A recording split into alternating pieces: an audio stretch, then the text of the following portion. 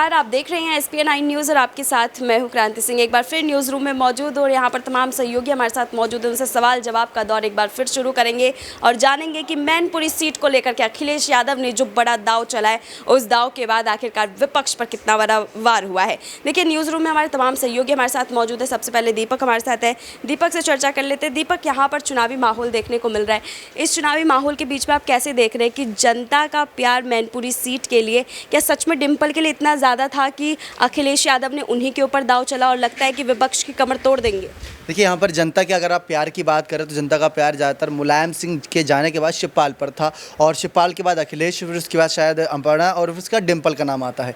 तो मतलब डिम्पल यादव का नाम इसलिए रखा गया क्योंकि उनको कोई जिम्मेदारी भी नहीं दी गई है इस समय, और विधानसभा चुनाव में भी नहीं उतारा गया। लोकसभा चुनाव 2024 की तैयारी में थे, लेकिन अचानक जो कुछ हुआ, मैनपुरी सीट खाली हुई निधन के बाद नेताजी के, तो उसको ध्यान में रखते हुए यहाँ पर आने वाले वक्त में रणनीति बनाई अखिलेश ने कि अगर चाचा शिवपाल हैं, बड़े चेहरे हैं, आने वाले अभी तो विधायक के चुनाव उन्होंने जीते, तो इस्तीफा देना पड़ता उस सीट से, फिर उस सीट पर यहाँ पर चुनाव होते तो वो भी अपने आप में एक सवाल निशान बनता। इसलिए डिम्पल को ध्यान में रखते हुए उन्हें किया गया। लेकिन तेज प्रताप, धर्मेंद्र यादव, उन सभी का नाम भी चर्चाओं में था, उनको नाम को आगे नहीं बढ़ाया गया क्योंकि धर्मेंद्र यहाँ पर अभी आजमगढ़ सीट से जो चुनाव हुए थे, उपचुनाव वहाँ पर हारे थे, और तेज प्रताप की बात करें तो उन्हें आगे जिम्मेदारी और मिल सकती है, लोकसभा चुनाव में बड़े चेहरे हैं। लेकिन जिस तरीके से आज कहीं ना कहीं डिम्पल के नाम का ऐलान हुआ और रामपुर चुनाव को लेकर जो यहाँ पर ऐलानबाजी आज होनी थी वो नहीं हुई, तो ये सवाल या निशान बनता है कि डिम्पल को आगे क्यों बढ़ाया। बीजेपी नेता का तो ये तक कहना है कि अगर अखिलेश के बेटा बेटी बड़े होते, इतनी उम्र के होते कि उनको टिकट दी जा सके, तो वो उन्हें खड़े कर दे। तो ये सारी बयानबाजी अब हो रही है। डिम्पल काबिल लग रही है इस सीट के लिए अभी? देखिए, डिम्पल पहले भी पूर्व सांसद, उनके अगर आपको नाम याद हो तो डिम्पल पूर्व सांसद ये,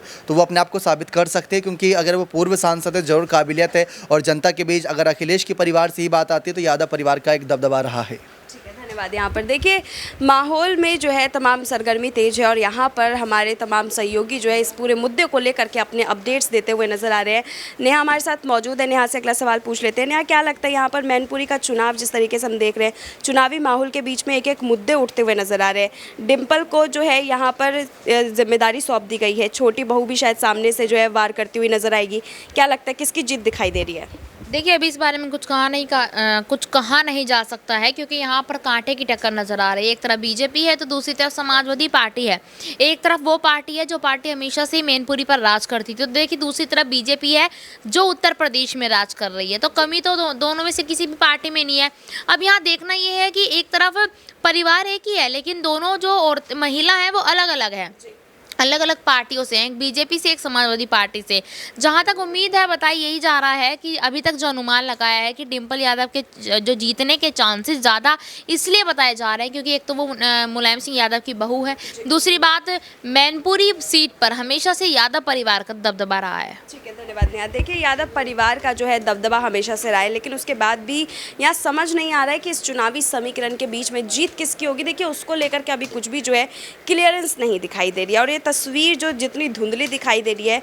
राहुल अब हमारे साथ जुड़ चुके हैं। राहुल, ये तस्वीर जिस तरीके से हम देख रहे हैं कि धुंधली हो रखी है पूरी तरीके से, साफ ये देखा जा रहा है कि माहौल में जो है एक अलग ही यहाँ पर जो है तस्वीर निकलने की कोशिश हो रही है। क्या लग रहा है? डिम्पल को उतार दिया है चुनावी मैदान में, लेकिन अखिलेश का अभी तक उत्तर प्रदेश में दाव जो है वो सफल होता हुआ नजर नहीं आया, विफल ही हुआ है ज़्यादातर। क्या लग रहा है ये जो दाव उन्होंने खेला है बिना मुलायम सिंह यादव के किसी हिदायत के, क्या लगता है ये काम करेगा या नहीं? देखिए, मैं अपने दर्शकों को बता देता हूँ कि डिम्पल यादव पर जो दांव खेला गया है वो बहुत सही दांव है।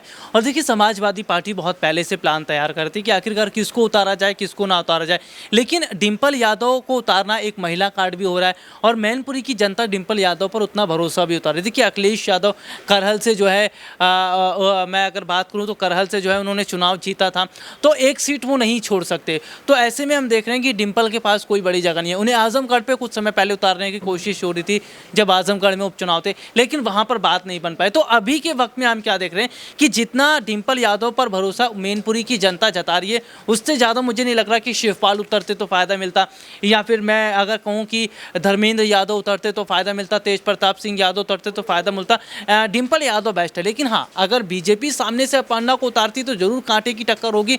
और देखिए, मैनपुरी की जनता फिर कन्फ्यूज़ हो जाएगी, वोटर वहाँ का कन्फ्यूज़ हो जाएगा कि बड़ी बहू के साथ जाएँ कि छोटी बहू के साथ जाएँ। है। हालांकि अभी तक मुलायम सिंह यादव थे तो वोट बैंक बांध कर रखा था, नेताओं को बांध कर रखा था, जनता को बांध कर रखा था, लेकिन अब मुझे ऐसा लग रहा है कि शायद अगर भाजपा अपन्ना पर दांव खेलती है तो वोट कहीं ना कहीं बटेगा जरूर और नुकसान जो है वो शायद दोनों को होता नजर आएगा। ठीक है, धन्यवाद राहुल। देखिए यहाँ पर जो है नुकसान किसका होगा, फ़ायदा किसका होगा, किसी को नहीं पता, लेकिन मुद्दा जो बार बार उठ करके सामने आ रहा है उस मुद्दे के ऊपर हम लगातार चर्चा कर रहे हैं। और मैनपुरी की सीट के इस चुनावी माहौल को देखते हुए यहाँ पर एक और मुद्दा उठ रहा है कि क्या यहाँ का समीकरण क्या बोलता है।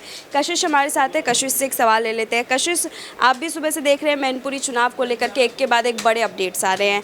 यहाँ जैसे डिम्पल यादव के नाम को लेकर के जैसे सामने आया जाता है वैसे भाजपाई में भगदड़ मच जाती है। इस भगदड़ को किस हिसाब से देखा जाए? उनको डर लग रहा है डिम्पल यादव से, जिस चुनाव के आगाज़ की वो बात कर रहे थे कि नहीं हम तो यहाँ पर जीत दर्ज कर ही लेंगे, पहले तक हम मुलायम सिंह यादव की वजह से हट जाते थे पीछे, लेकिन इस बार हम जरूर जीतेंगे। क्या लग रहा है इस बार भाजपाइयों में उतना ही डर है जितना कि मुलायम सिंह यादव के समय पर था? देखिए, डर नहीं कह सकते उसको, लेकिन घबराहट ज़रूर है। एक डर और घबराहट में फ़र्क होता है। यहाँ पर घबराहट है कि अगर हम मैनपुरी सीट हार गए तो ऐसा होगा कि हम गढ़ नहीं जीत सकते किसी का। ये बात यहाँ पर भाजपा पे होती नजर आएगी। देखिए, यहाँ पर डिम्पल यादव को आगे किया गया, तो अब यहाँ पर कयास जिस तरीके से काफ़ी लोगों ने भी कहा कि कहीं ना कहीं अपर्णा यादव को आगे करने की बात की जा रही है। परिवार को एकजुट करने की बात की गई थी अखिलेश यादव की तरफ से, और सबसे पहली चुनौती मुलायम के नेताजी के निधन के बाद यही थी। और मुझे नहीं लगता कि वो परिवार को एक कर पाएंगे, क्योंकि यहाँ पर राजनीति सबसे ज़्यादा ज़रूरी है। वहाँ पर अगर देखा जाए कि डिम्पल यादव को उतारा गया है तो उन्हें इसलिए उतारा गया है कि अगर हम अपने कमेंट सेक्शन भी खोलकर देखते हैं या बाहर न्यूज़ भी देखते हैं, आर्टिकल्स देखते हैं, तो लोग उनकी भर भर के तारीफ करते हैं। लोगों को डिम्पल यादव पसंद है, उतनी अपर्णा यादव नहीं पसंद। लेकिन हाँ, ऐसा हो सकता है कि एंड टाइम पे बदलने में जो समीकरण होता है उसमें को बदलने में ज़्यादा समय नहीं लगता, तो ऐसा हो सकता है कि बीजेपी की लहर एकदम से चले और यहाँ पर अपर्णा यादव जीतती नजर आए। तो वो अपर्णा यादव नहीं जीतेगी,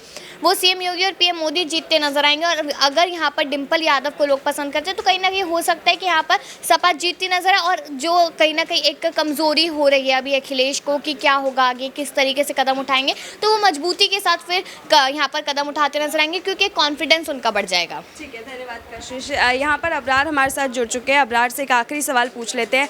अबरार, यहाँ पर क्या लगता है इस चुनावी माहौल को देखते हुए अगर भाजपा इस सीट से चुनाव हारती है तो फिर भाजपा को इसका जो है विधानसभा या लोकसभा चुनाव में कितना बड़ा नुकसान होगा? देखिए, भारतीय जनता पार्टी के लिए उतनी ज़्यादा जो एक तरीके से आप कह रहे हैं चिंता की बात इसलिए भी नहीं है क्योंकि वो इस सीट पर जितनी ज़्यादा जो है अपना प्रदर्शन बेहतर कर पाएंगे वो उनके लिए अच्छी बात होगी। लेकिन यहाँ पर सबसे बड़ी बात जो है समाजवादी पार्टी के लिए चिंता की ये है कि अगर उन सीटों पर चाहे वो वोट के प्रतिशत में कमी दर्ज की जाए वो भी उनके लिए बहुत ही ज़्यादा चिंताजनक होगी, क्योंकि मैनपुरी सीट जो है वो समाजवादी पार्टी के लिए काफ़ी ज़्यादा मायने रखता है। यही वो सीट है जहाँ से जो है मुलायम सिंह यादव ने अपनी राजनीतिक यात्रा की शुरुआत की थी।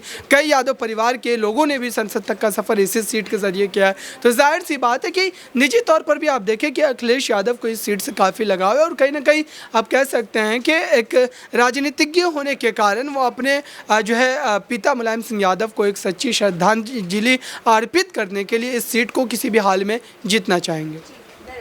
देखिए, यहाँ पर माहौल चाहे कुछ भी कहता हो, लेकिन ये बात बिल्कुल साफ़ हो गई है इस तस्वीर के ज़रिए कि यहाँ पर मैनपुरी का चुनाव जो है इस बार बेहद ही दिलचस्प होने वाला है। और इस दिलचस्प चुनाव में आखिरकार अगला दाव भाजपा की तरफ से क्या होगा, ये सबसे बड़ा सवाल है। और ये सवाल मैं आप लोग के लिए छोड़ करके जा रही हूँ। इस सवाल का जवाब ज़रूर दीजिएगा कि भाजपा अपनी तरफ से किस नेता को जो है इस चुनावी मैदान में उतारेगा ताकि उनकी जीत हो सके। फिलहाल मुझे दीजिए इजाज़त, नमस्कार।